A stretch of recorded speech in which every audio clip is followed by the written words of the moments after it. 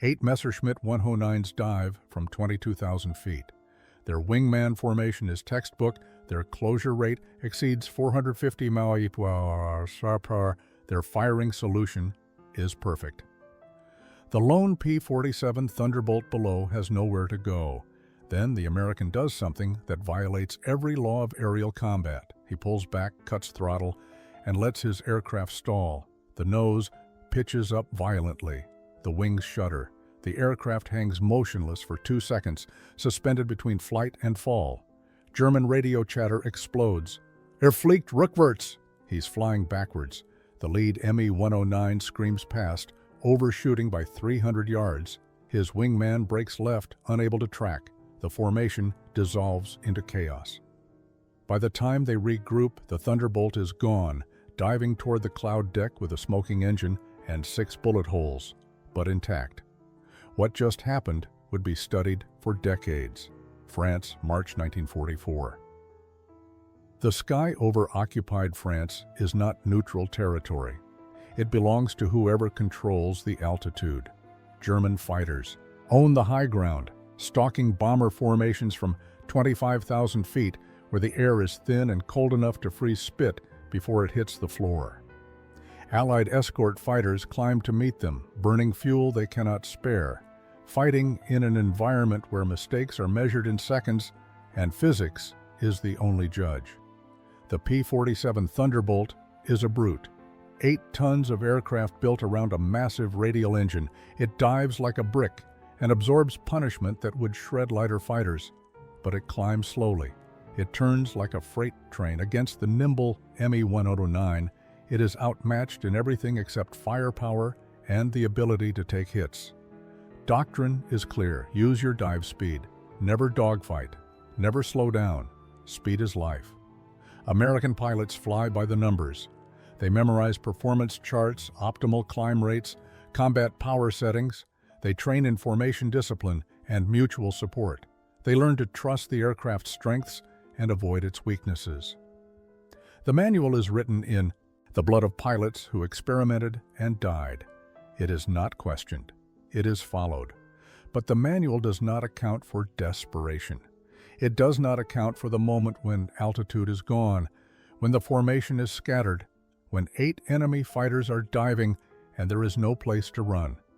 It does not account for the pilot who thinks in equations instead of instinct, who sees the stall not as failure but as opportunity.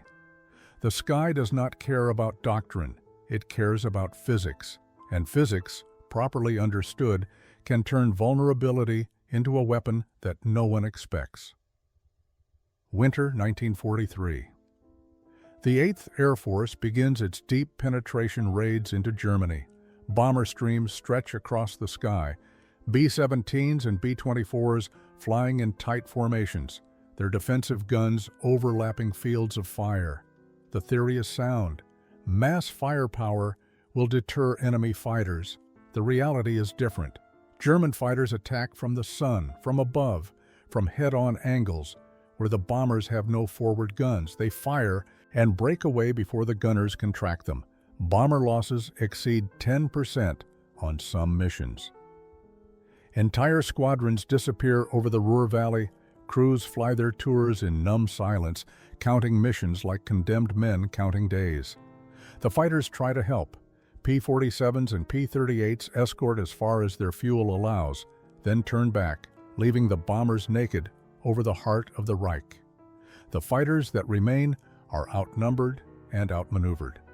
Me-109s and FW-190s hunt in coordinated groups, exploiting altitude and surprise. They control the engagement. They choose when to fight.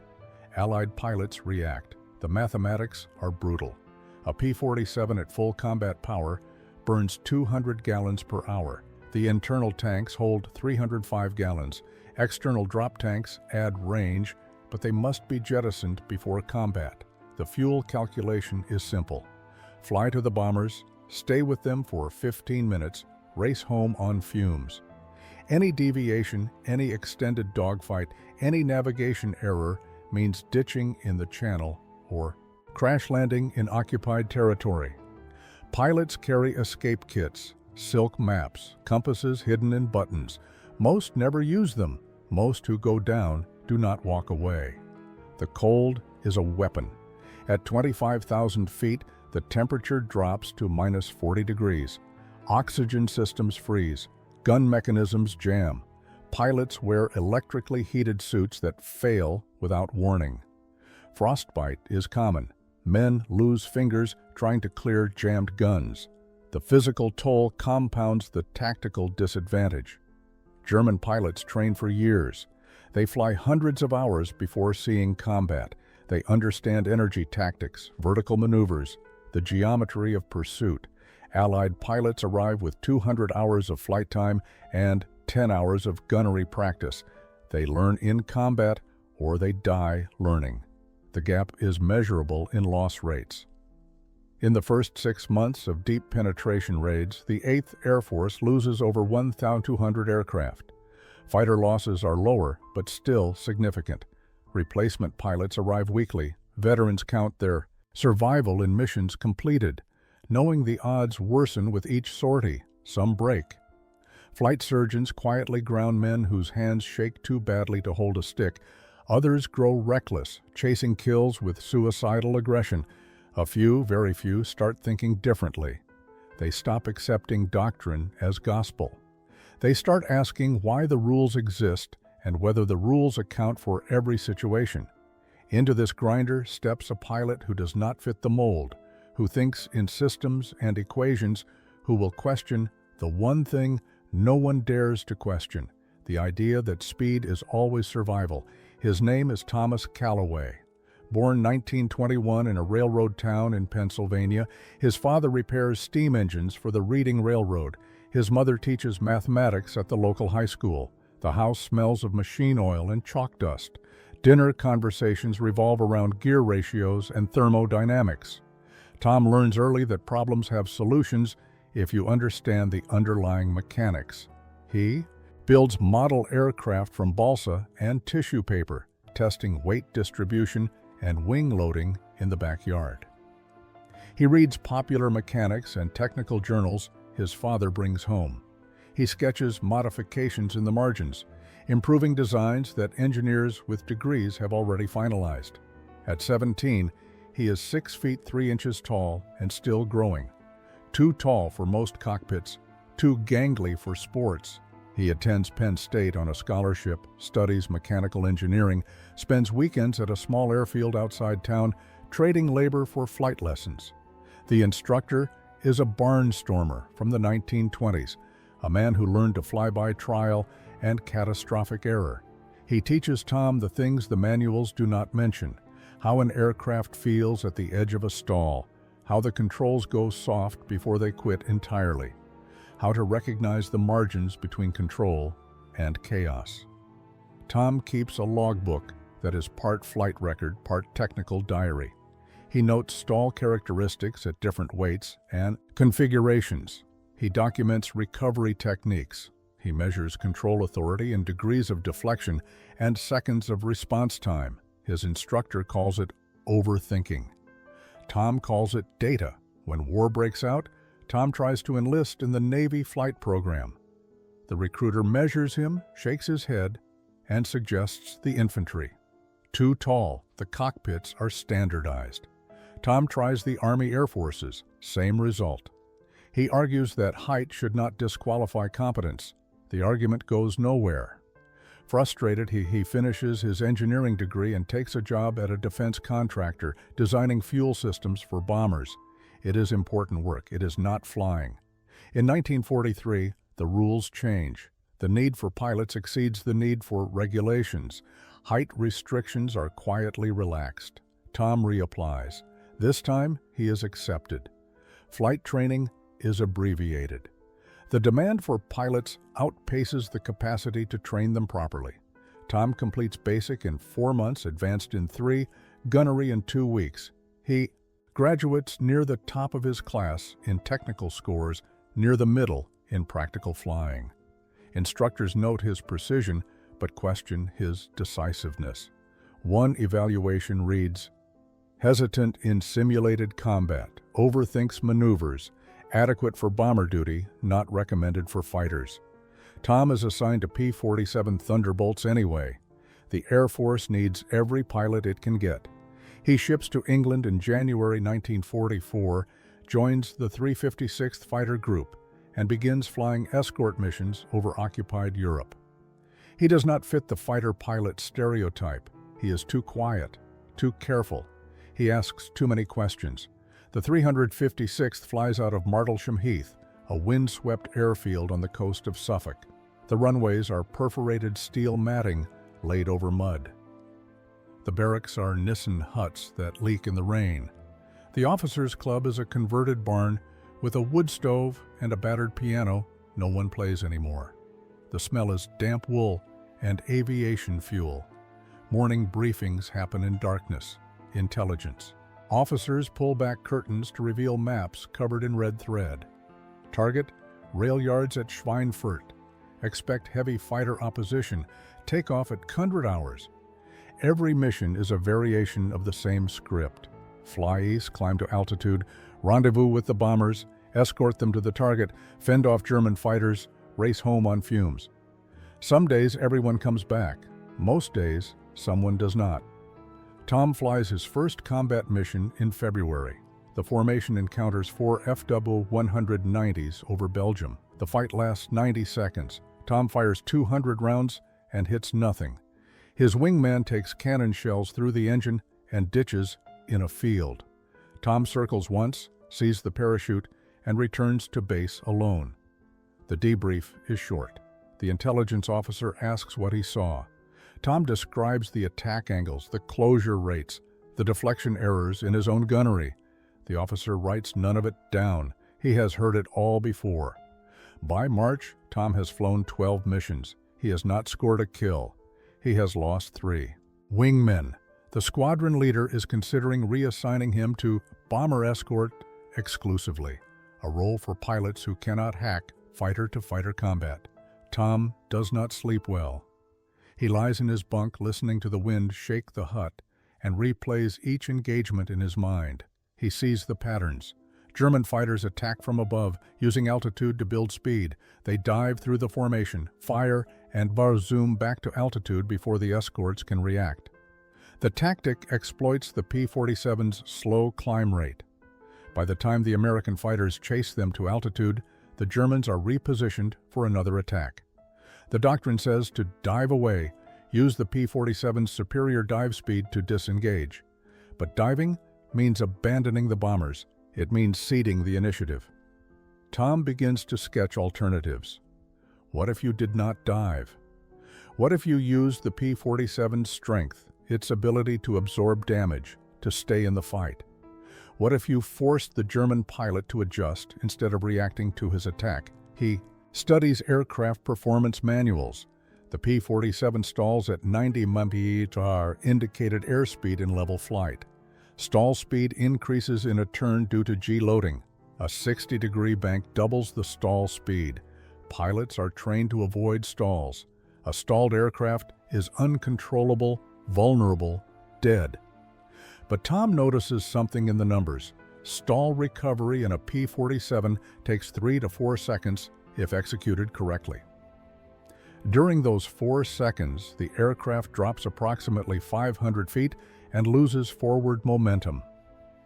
Dawn flights become Tom's laboratory.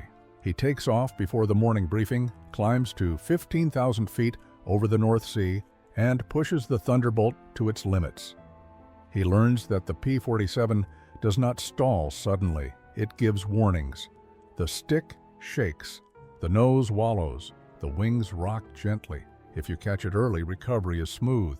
If you let it develop, the aircraft snap rolls and recovery becomes violent. Tom practices catching it early. He brings the aircraft to the edge of stall, feels the buffet, then recovers with minimal altitude loss. He repeats the exercise until the sensation is instinctive. He knows exactly how the stick feels 5 mph above stall. He knows the sound the engine makes when airflow over the cowling begins to separate. He experiments with power settings. A stall with power on recovers faster but pitches more aggressively. A stall with power off is gentler but bleeds more altitude. He tests stalls in descending turns, matching the geometry of a defensive brake. He discovers that a descending spiral stall can be controlled with rudder input, allowing him to maintain a specific descent rate while the aircraft appears to hang motionless relative to a diving attacker. The math works. On paper, a controlled stall initiated at the right moment would force an overshooting attack, but paper is not combat. In combat, there is no altitude for error. In combat, the enemy is shooting. Tom begins taking notes in a small leather journal he keeps in his flight suit. He sketches diagrams showing attack angles and stall geometries. He calculates closure rates and deflection angles. He writes formulas for stall recovery times at different airspeeds and altitudes. His squadron mates see him scribbling after missions and assume he is writing letters home. He is not. He is building a manual for a maneuver that does not officially exist. By late March, Tom has logged 40 hours of stall practice. He can induce and recover from a stall in under 4 seconds. He can hold the aircraft on the edge of buffet for 10 seconds without losing more than 200 feet. He understands the envelope better than the test pilots who wrote the manual. His crew chief notices the unusual wear patterns. The engine shows signs of repeated power reductions at high altitude. The control surfaces have stress marks consistent with aggressive maneuvering. The chief asks if everything is all right. Tom says he is practicing emergency procedures. The chief nods and says nothing more. Good crew. Chiefs learn not to ask questions. Tom knows he is ready. The theory is sound. The practice is consistent. The only unknown is whether he will have the discipline to execute it when 8 German fighters are divining, and every instinct screams to run. He does not have to wait long. On March 18, 1944, Tom's squadron is assigned to escort B-17s targeting Frankfurt. The mission brief mentions heavy enemy fighter activity expected over France. Tom listens to the briefing, checks his aircraft, and climbs into the cockpit, knowing that today might be the day he proves the impossible, or dies trying. The mission goes wrong 40 minutes after takeoff. Cloud cover over the channel is heavier than forecast. The bomber formation splits while trying to climb through the overcast. Radio discipline breaks down as groups call out positions and altitudes. Tom's flight of 4 P-47s loses visual contact with the main formation. They break through the clouds at 18,000 feet and find themselves alone. The flight leader makes a decision: orbit here and wait for the bombers to catch up. It is the wrong decision. German radar stations have been tracking them since they crossed the coast. The call comes at 10:47 hours. Bandits high. Multiple contacts. Tom looks up and counts them. 8 Me-109s in 2 flights of 4, positioned at 22,000 feet and climbing. They have altitude, they have position, they have numbers. The flight leader orders defensive formation. Stay tight, watch each other, do not chase. The P-47s tighten up, scanning the sky, waiting for the attack they know is coming. It comes fast. The lead German flight rolls inverted and dives. Classic tactic. High-speed pass from above. Fire and extend. The second flight holds high, waiting to pounce on anyone who breaks formation. Tom's wingman sees them first and calls it out. 4 diving. 12 o'clock high. Coming fast. The flight leader calls the brake. Brake left. All aircraft turn hard left, trying to spoil the firing solution. It is textbook defense. It is also predictable. The Germans anticipated it. They adjust their dive, cutting inside the turn. Tom sees it happening. He sees the geometry collapsing. The lead Me-109 is tracking his flight leader perfectly. Closure rate is enormous. In 3 seconds, the German will be in gun range. In 4 seconds, he will fire. In 5 seconds, the flight leader will be dead. Tom makes a decision that violates every rule he has been taught. He breaks right instead of left. He separates from the formation. He makes himself the target. The second German flight sees him, a lone P-47 breaking away from the formation. An easy kill. They roll and dive, committing to the attack. Tom watches them come. He calculates. Altitude difference, 4,000 feet. Dive angle, approximately 45 degrees. Closure speed, 500 mph combined.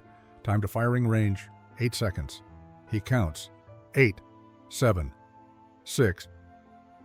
At 5 seconds, his hands move. Throttle back to idle. Stick back into his lap, hard. The Thunderbolt's nose pitches up violently. The airspeed bleeds away. 200 mph, 150, 120. The stall warning shakes the stick. 100, 90. The aircraft shudders. The controls go soft. Tom holds it there, right on the edge, feeling the buffet through his hands and feet, watching the sky tilt as the nose rises past vertical. The Me-109s are committed. They are diving at over 400 mph. They cannot slow down. They cannot turn. They can only watch as their target does something impossible. The Thunderbolt hangs in the air, nose high, wings shaking, and then it falls. Not forward, not backward, just down, a controlled drop. The lead Me-109 flashes past, 50 feet to the right, overshooting by a quarter mile. His wingman brakes hard left, trying to avoid collision. The formation dissolves. Tom does not wait for them to recover. He pushes the stick forward, feeding in power, diving to rebuild airspeed. The Thunderbolt accelerates, heavy and brutal. He pulls out at 12,000 feet, looks back, and sees chaos. The 8 Me-109s are scattered across 2 miles of sky, trying to regroup, trying to understand what just happened. German radio chatter fills his headset. He does not speak German, but he recognizes confusion when he hears it. The flight leader's voice is sharp, demanding. The responses are uncertain. Tom has bought himself 20 seconds, maybe 30. He uses it to assess. His own flight is gone, scattered or engaged elsewhere. He is alone. Fuel state is good. Ammunition is full. The enemy is reforming. They will come again, and this time they will be cautious. They come from 2 directions, 4 high, 4 low. A pincer.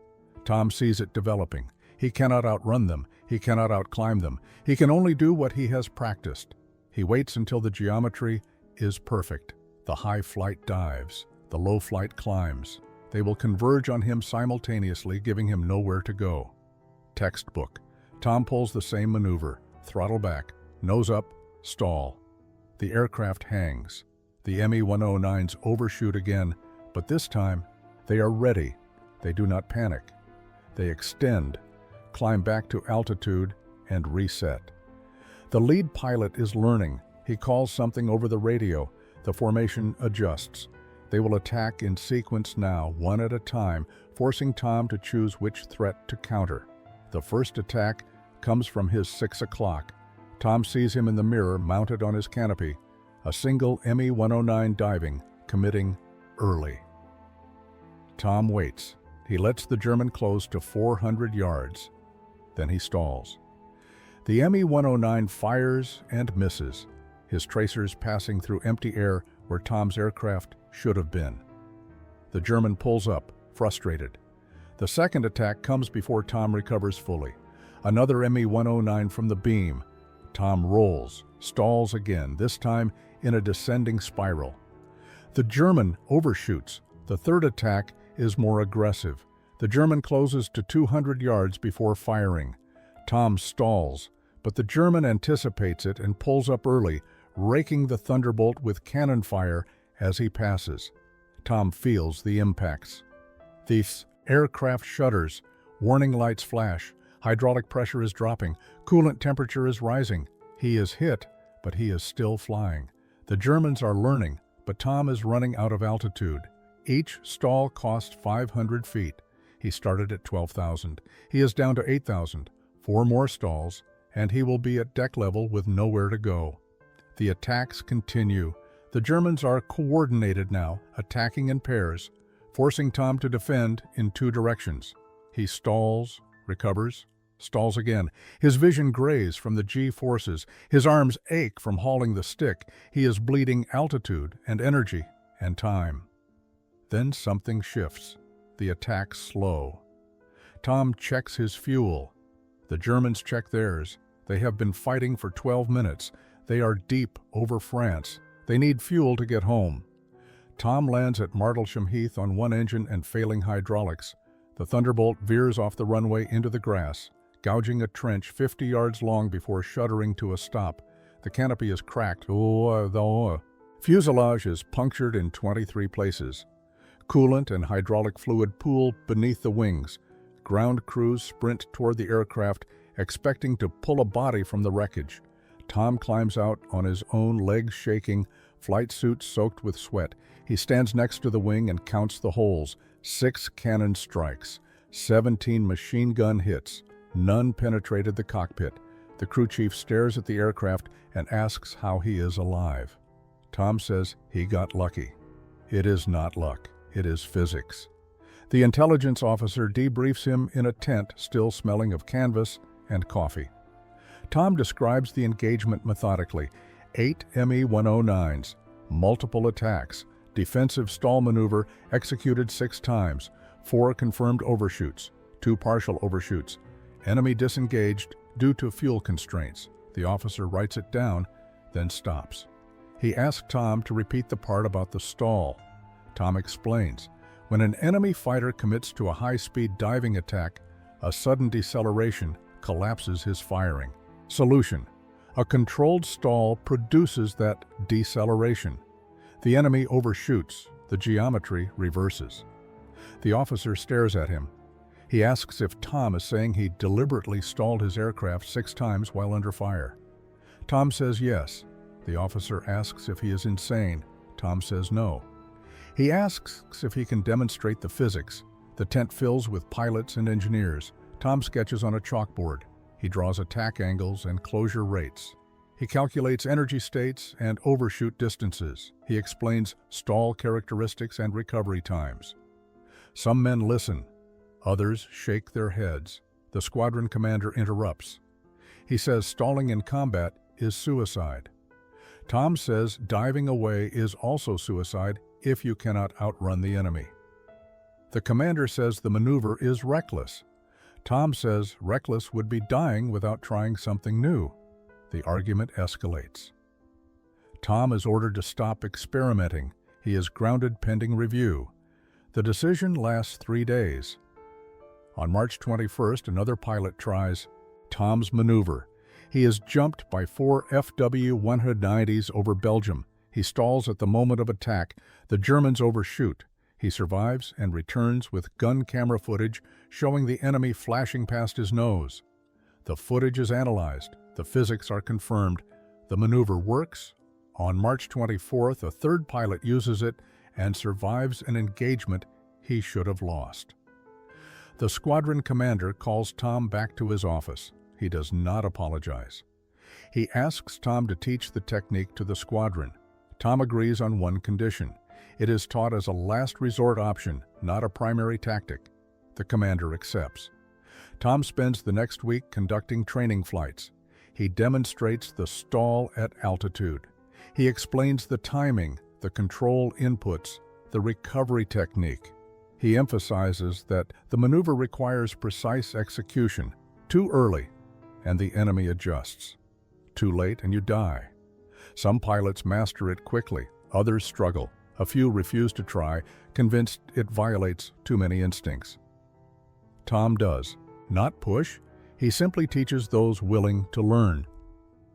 By early April, 12 pilots in the 356th have successfully used the stall maneuver in combat. 11 survived engagements they statistically should have lost. The 12th pilot mistimed his recovery and spun into the ground. Word spreads through unofficial channels. Pilots talk in mess halls and barracks. They share stories of the stall trick, the maneuver that should not work but does. The technique migrates to other squadrons, carried by replacement pilots and transfer assignments. By May 1944, pilots across 3 fighter groups are experimenting with controlled stalls as a defensive option. Results are mixed. Success depends on timing, aircraft type, and pilot skill. The P-47 handles stalls well due to its weight and wing loading. The P-51 Mustang is less forgiving. The P-38 Lightning is nearly impossible to recover if both engines are not synchronized. Pilots adapt the technique to their aircraft, modifying the timing and control inputs. Training doctrine does not officially change. There are no memos, no revised manuals, no formal acknowledgement that stalling in combat is now an accepted tactic. But flight instructors begin incorporating stall recovery drills into advanced training. They frame it as emergency procedure practice, but the emphasis is clear. Know your aircraft's stall characteristics. Practice recovery until it is instinctive. Understand that survival sometimes requires accepting temporary loss of control. The message filters down to replacement pilots arriving from stateside. Some hear about the stall trick before they fly their first combat mission. They practice it at altitude over England, pushing their aircraft to the edge, learning the feel of impending stall, training their hands to react without thought. German intelligence notices the change. Debriefs of Luftwaffe pilots mention American fighters behaving unpredictably during attacks. Reports describe targets that suddenly decelerate or appear to hang motionless in the air. The phenomenon is dismissed initially as pilot error or battle stress. But the reports accumulate. By June, German fighter tactics manuals are updated to warn against overcommitting to diving attacks on Allied fighters. Pilots are instructed to maintain energy discipline and avoid closing to point-blank range. The adjustment is subtle, but it shifts the dynamic. German fighters become more cautious. Their attacks are less aggressive. The window of vulnerability shrinks. Statistical analysis conducted after the war shows a measurable change in fighter loss rates beginning in April 1944. P-47 combat losses in the European theater declined by 8% between March and June. The reduction cannot be attributed to a single factor. Improved tactics, better training, and increased numerical superiority all play roles. But pilot debriefs consistently mention the stall maneuver as a contributing factor. Dozens of pilots credit it with saving their lives. The technique becomes part of the invisible curriculum, passed pilot to pilot, mission to mission, a small piece of tactical innovation that survives because it works. Tom flies 23 more combat missions. He uses the stall maneuver 4 additional times. Each time, he survives. He does not accumulate a high kill count. His final tally is 3 confirmed, 2 probable. He is not an ace. He is a survivor. His contribution is not measured in enemy aircraft destroyed, but in Allied pilots, who lived because they learned to see the stall as a tool instead of a failure. In July 1944, Tom completes his tour and returns to the United States. He is assigned to a training command in Florida, teaching advanced fighter tactics to pilots heading to the Pacific. He demonstrates the stall maneuver to hundreds of students. Some dismiss it, most practice it. A few carry it to the Pacific and use it against Japanese fighters, adapting the timing to account for the lighter, more maneuverable Zeros. And Oscars. The war ends. Tom returns to Pennsylvania and takes a job designing aircraft components for Boeing. He marries in 1947. He raises 2 children. He does not talk about the war unless asked, and even then his answers are technical, not emotional. He describes the physics of the stall, the math of energy states, the geometry of overshoots. He does not describe fear or adrenaline or the sound of cannon shells ripping through aluminum. Those things are private. When veteran groups ask him to speak, he declines. He is not comfortable with attention. He prefers the quiet precision of engineering work, the satisfaction of solving problems on paper before they become crises in the air. In the 1950s, the Air Force formalizes high-speed stall recovery training for jet pilots. The curriculum includes controlled stalls as a defensive maneuver against faster, missile-armed adversaries. The technique is taught without attribution, stripped of its origin story. Instructors demonstrate the maneuver, explain the physics, and drill students until recovery becomes reflexive. The principles remain unchanged. Sacrifice speed temporarily to force an overshoot. Use the enemy's momentum against him. Trust the aircraft to recover if you understand its limits. Jet fighters stall differently than propeller aircraft, but the underlying physics are identical. Tom reads about the training programs in aviation journals. He notes the similarities to what he taught in 1944. He writes no letters claiming credit.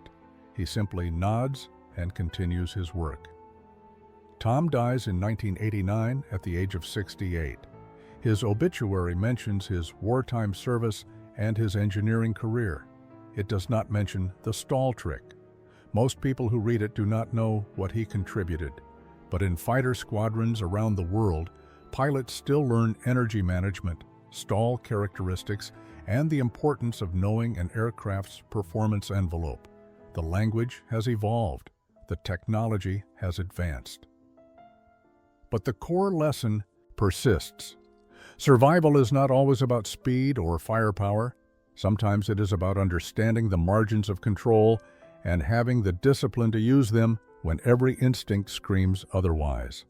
Tom's aircraft, tail number 2026715, was scrapped in 1946. No museum preserved it, no monument marks where he landed that day in March. The only evidence of what happened exists in faded combat reports, yellowed training manuals, and the memories of men who flew with him. But the idea survives. In flight schools, in tactical debriefs, in the quiet conversations between instructors and students, the principle endures. That physics is the final authority in flight. That innovation often comes from questioning doctrine. That the difference between survival and death can be measured in seconds and feet, and the courage to do what no one else expects. Tom Calloway did not change the war. He changed how some men survived it. And in doing so, he proved that the most powerful weapon is not the aircraft or the gun, but the mind willing to see possibilities where others see only limits.